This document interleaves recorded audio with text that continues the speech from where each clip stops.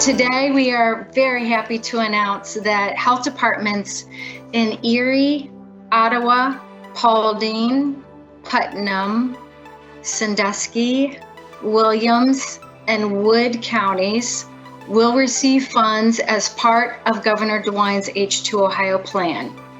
Each county will receive $250,000 in H2 Ohio funding to replace failing household sewage treatment systems.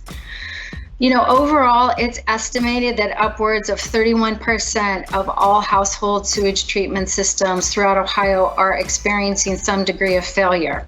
They can begin discharging untreated sewage into yards and waterways, posing a public health risk from exposure to bacteria and pathogens. Through this H2 Ohio award alone, we can help approximately 100 families with their failing systems.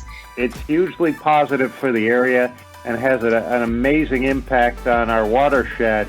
So I can't thank you enough for providing these funds to Erie County, and I know the residents would be thanking you as well.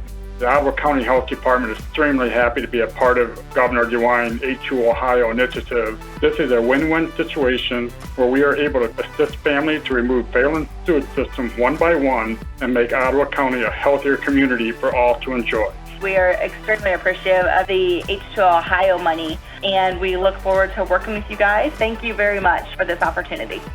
On behalf of our health department, I would like to take this opportunity to thank everyone associated with the H2 Ohio program for giving us the ability to give this financial assistance to our residents. You don't realize the impact that some of this stuff makes until you run into one of those families in the community. One of our first families that we helped, I ran into at one of our local stores, came up and thanked me for helping them repair a system that they wouldn't have been able to afford. So that's the impact that this money can make across the region, and we are very thankful that we have that. Thank you and all of you at the Ohio EPA and Governor Mike DeWine for this H2 Ohio initiative.